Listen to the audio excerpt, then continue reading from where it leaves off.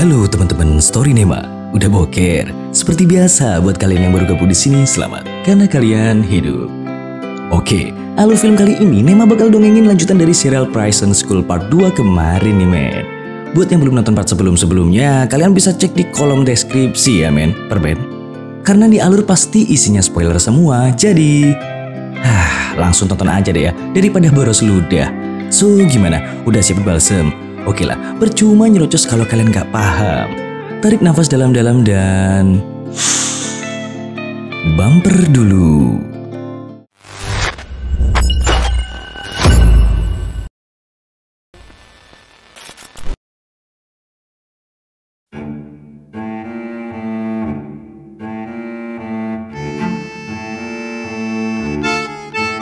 Nyambung dari part kemarin, Cio yang ngebuka tirai sangat terkejut soalnya di dalam gak ada siapa-siapa.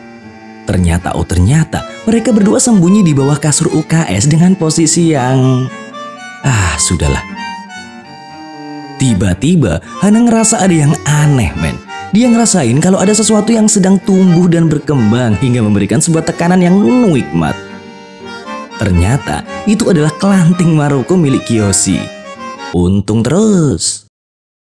Setelah Cio keluar dari ruangan, Kiyoshi langsung minta maaf atas ketidaksengajaan yang dia sengaja. Ternyata Hana udah gak sadarkan diri karena keenakan men. Bisa gitu ya.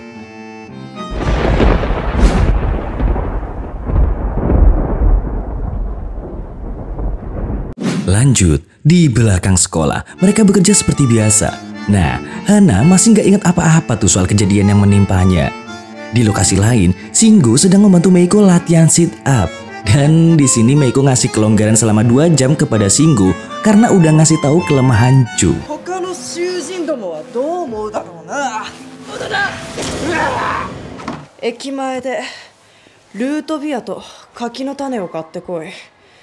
Di waktu bebasnya, Shingo ngabisin waktu di pusat game dingdong. Pas lagi kusyuk-kusyuknya main, muncul dedek gemes menawan hati yang juga satu sekolah dengannya. Namanya Anzu. Nah, si dedek gemes Anzu ini ngegoda Shingo dengan memamerkan pabrik kental manisnya yang, tipis. Tapi, tipis bukan sembarang tipis men, asik. Soalnya, kelanting Maroko Shingo juga sempat aktif tuh. Oke, Nema juga sih. Shit. Sebelum Anzu ninggalin Shingo, Anzu bilang kalau dia bakal nungguin pertemuan selanjutnya. Di kuburan. Enggak. Oke, fokus di toilet. Gakuto sedang menikmati mainannya. Tapi, karena terlalu menggebu-gebu bermain, dia nggak sengaja matain pedang mainannya itu. Dan kebetulan, Shingo yang baru aja balik dan mau ganti pakaian, nemuin pedang mainan Gakuto. Mencurigakan. Pas di ruangan Meiko, seperti biasa, Meiko bakal ngasih waktu bebas kalau dia punya info menarik terkait teman-temannya. Shingo pun ngasih pedang mainan yang dia temuin di dalam toilet ke Meiko. Otomatis... Di ruangan OSIS, ketiga dedek gemes perkasa sedang menikmati asinan. Nah, gak sengaja, Mari salah ambil dan malah makan pedang mainan itu men. Disinilah Mari mulai menyadari kalau pedang mainan itu adalah milik kerajaan Cina. Meiko yang ngedengar omongan Mari langsung keinget sama perkataan Gakuto tentang 3 kerajaan. Mulai memanas nih. Geser di tempat lain, Shingo lagi nemuin Anzu di waktu bebasnya. Anzu yang datang sedikit terlambat langsung aja ngajak Shingo buat nonton di bioskop. Sedangkan di penjara sekolah, Meiko nyuruh para begundal lain untuk berbaris cantik soalnya mau dikasih cemilan satu-satu dengan aroma susu. Seremnya nih, pas tiba giliran Gakuto, Meiko malah ngasih dia pedang mainan. Otomatis, Gakuto langsung terkenyut tuh men. Ditambah lagi, Meiko juga bawa mainan punya Gakuto. Tentu aja, Gakuto makin terkenyut men. Wow. Meiko yang ngelihat ekspresi Gakuto maksa buat ngakuin. Tapi Gakuto malah bersikap sok keren dan gak mau ngakuin apa-apa. Alhasil, Meiko pun langsung membelai Gakuto sampai tersungkur, terjerembab, terjatuh dan tak bisa bangkit lagi. Gak berhenti di situ, Meiko juga nunggangin mainannya biar Gakuto ngakuin tuh mainan sebenarnya punya dia. Gakuto nahan emosi banget tuh men. Sedangkan Kyoshi ngerasa iba karena Gakuto udah ngorbanin rambut dan sampai cepirit di depan teman-temannya hanya agar bisa dapat mainan itu. Meiko semakin memanas menunggangi mainannya sampai akhirnya Gakuto udah nggak kuat lagi pengen ditunggangin juga. Dia pun segera menyelamatkan mainannya, men.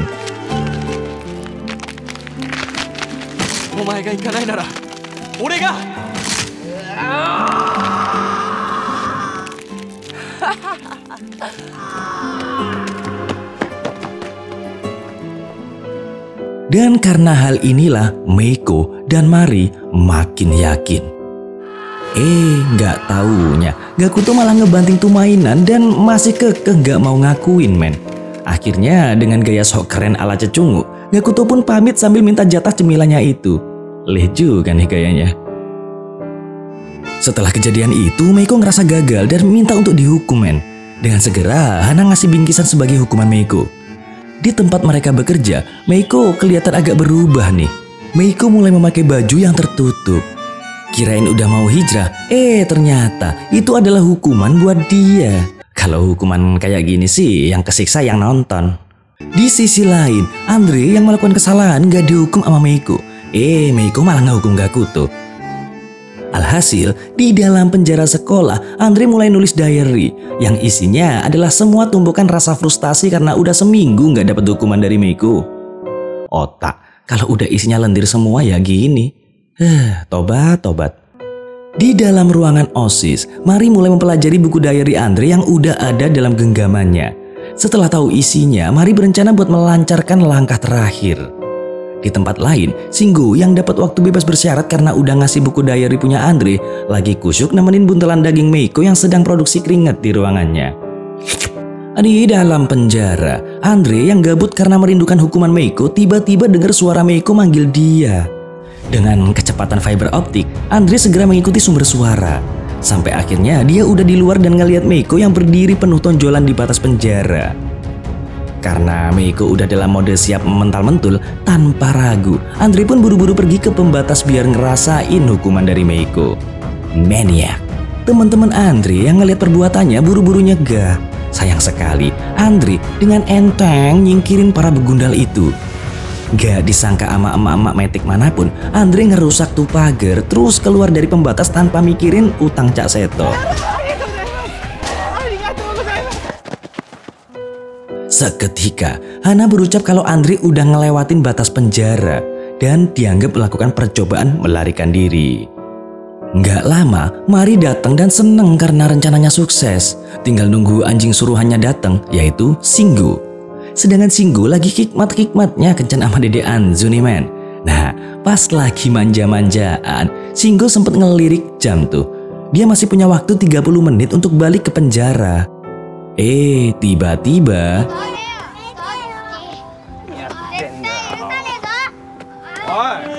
sebagai pejantan tulen kayak Nema, Shingo melerai mereka terus bilang ke para bocil kalau jadi teman jangan pernah berkhianat. Ngedenger itu, Anzu seketika nangis, men. Terus ngaku kalau dia disuruh ketua OSIS buat nahan Shingo biar telat balik. Bahkan nih, jam yang dipakai Shingo itu ternyata udah diatur telat sama Anzu. Ngelihat tampang blow on Shingo, Anzu pun nyuruh Shingo segera balik ke penjara. Wanita emang racun dunia, bikin cowok klepek-klepek keenakan. Oke, lanjut di penjara sekolah, Mari berkoar kalau Kyoshi dan Andre udah nyoba kabur. Jadi kalau Shingo nggak balik pada jam yang udah ditentuin, Shingo dianggap melarikan diri juga. Kalau itu terjadi, maka mereka semua bakal dikeluarin dari sekolah. Terus Meiko ngelanjutin kalau di musim panas nanti sekolah bakal ngadain kontes basah-basahan yang bikin batang singkong para balsemers berubah jadi tape. Apaan sih jokesnya? Norak. Ngedenger itu, Kyoshi dan komplotannya makin berharap dan percaya kalau Shingo pasti bakal balik tepat pada waktunya. Lalu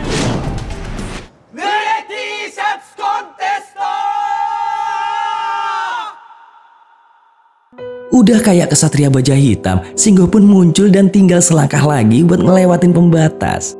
Dengan kekuatan basah-basahan, Shingo akhirnya sukses mencapai pintu pembatas, men. Apesnya, tuh pintu nggak bisa dibuka yang bikin Shingo kehabisan waktu dan dianggap melarikan diri. Bisa dipastikan, rencana pengeluaran para napi omes pun sukses. Mereka semua ngumpul di kantor kepala sekolah nih ceritanya. Tiba-tiba Chio datang karena ngedengar gosip kalau Kiyoshi mau dikeluarin dari sekolah. Ngelihat adiknya, Mari nyuruh Hana dan Meiko buat bawa Chio keluar. Karena pasti dia bakal ngeganggu rencana mereka. Abis itu, Mari langsung minta kepala sekolah membuat surat pengeluaran mereka dan harus jadi dalam akhir minggu ini. Tentu aja men, kepala sekolah hanya bisa pasrah sama permintaan Mari. Di ruangan OSIS, para betina bergizi ngerayain keberhasilan rencana mereka. Meiko nggak mau ketinggalan nih. Dia ngasih hiburan demi memeriahkan kemenangan mereka dengan melakukan pull up sebanyak 50 kali. Astagfirullahaladzim, bener-bener menghibur. Di sisi lain, Mari udah manggil Anzu dan berencana menginterogasinya soal gimana ceritanya kok Shingo bisa datang tepat waktu di sekolah. Gak lama, Anzu datang ke ruang OSIS dan seketika keseimbangan Meiko pun goyah men.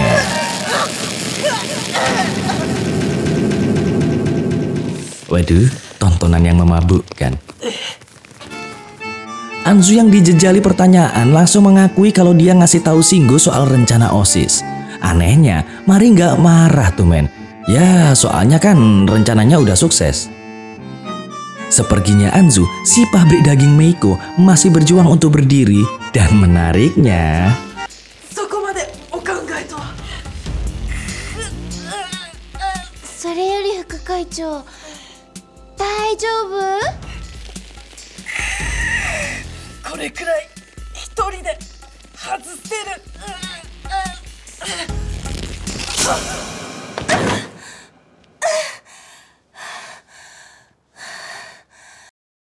Geser di dalam penjara. Nah, di sini Shingo minta maaf nih ke teman-teman atas perbuatannya. Bahkan dia nyuruh teman-temannya mukulin dia sampai puas sebagai penebusan dosa. Kiyoshi pun segera maju dan ternyata mereka sudah memaafkan perbuatan Shingo men. Persahabatan yang luar biasa. Akhirnya, Shingo ngasih tahu teman-temannya kalau berkat Anzu dia bisa balik tepat waktu. Otomatis, teman-temannya penasaran dong sama kedekatan Shingo sama Anzu. Shingo nyeritain deh kalau pas sama Anzu dia cuma nonton film, cubit-cubitan di taman, dan sedikit ngeliat kemasan kental manis Anzu. Ngedenger itu, suasana yang sebelumnya udah penuh kehangatan berubah jadi neraka. Nani?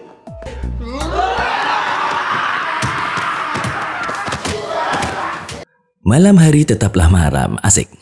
Para tahanan melakukan rapat paripurna. Kiyoshi menyadari kalau dia telah dijebak oleh para OSIS.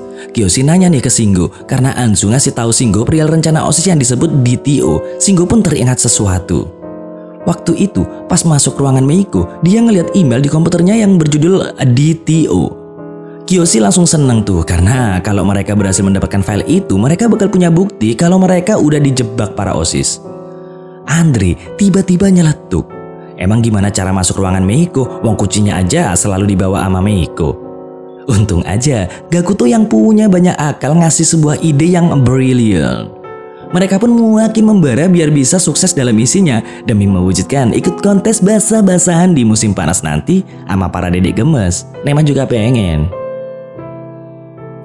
Di malam berikutnya, Meiko ngontrol di dalam penjara. Dia ngeliat para tahanan lagi adu panco men. Ngelihat hal nggak guna yang dilakuin para begundal, Meiko pun mencibir, bersenang-senanglah sebelum dikeluarin. Tapi, Shingo nyoba nantang Meiko adu pancung lawan Andre. Ngedenger itu, yang lain langsung meremehkan Meiko sambil ketawa menghina gitu men. Meiko yang secara memiliki bodi menonjol pun terpancing untuk tanding pancung melawan Andre. Tapi Gakuto nawarin diri ngelawan Meiko sebelum Meiko ngelawan Andre. Dan akhirnya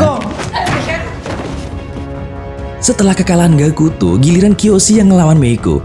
Dan mulai dari sini rencana mereka dilancarkan.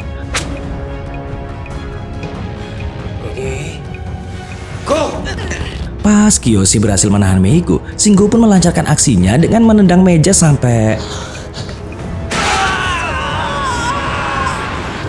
Gakuto pun pura-pura nolong Meiko. Nah, pas Meiko mulai lengah, dengan cepat Gakuto ngambil kunci. Kelar benerin meja, Kiyoshi nantang Meiko lagi tuh, soalnya tadi belum ada yang menang. Begitu pertandingan ulang dimulai, Gakuto segera berlari menuju ruangan Meiko. Dan Kiyoshi berhasil menahan Meiko lagi men. Tapi gara-gara gagal fokus sama benjolan kembar Meiko, Kiyoshi pun tumbang seketika. Ganti giliran Shingo dan tumbang lagi. Ketika Meiko menantang Andre, dari sudut ruangan muncul pria misterius yang menantang Meiko. Terus menang gaya doang, tenaga nol. Akhirnya, sebagai puncak turnamen, Meiko pun ngelawan Andre. Pas Andre nyopot bajunya, konsentrasi Meiko goyah gara-gara ngelihat rambut yang melambai-lambai di sekitar tombol penghancur punya Andre yang begitu mempesona. Hingga pertandingan dimulai, kedua rival ini masih sengit bertarung men. Beruntung, konsentrasi Meiko kembali goyah pas ngelihat rambut semapai Andre goyang-goyang. Bagaikan bunga Edelweiss yang mengayun diterpa angin gunung kembar. Opo sih? Sedangkan di tempat lain, Gakuto masih berusaha untuk dapetin file bukti di ruangan Meiko men. Balik ke pertandingan, Meiko yang udah ngeluarkan beberapa jurus namun masih belum cukup. Gara-gara ngelihat bulu goyang yang membuat dia melemah. Meiko pun lalu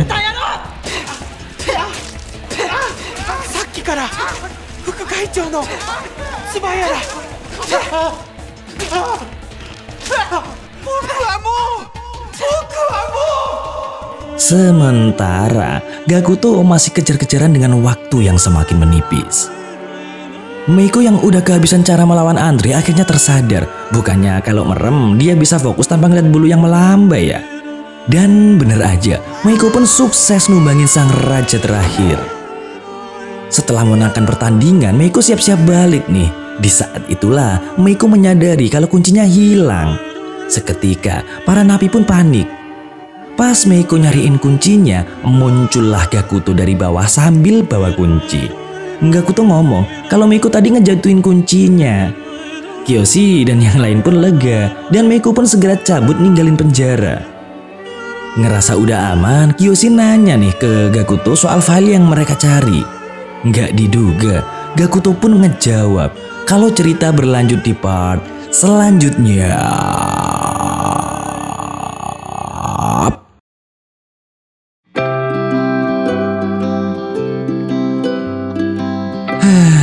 Bikin penasaran aja nih ending. Buat para balsemers, tetap jaga kondisi dan pikiran ya men, biar kalian selalu sehat kalau nonton story Nema. Ya walaupun dengar suara Nema bawaannya pengen kentut sih. Oke, seperti biasa buat para jomblo, segera temukan jodohmu karena daging yang terbelah rasanya lebih nikmat daripada telapak tanganmu. Dan kalau ada yang request film untuk diulas, bisa kalian tulis di komentar ya. Bye.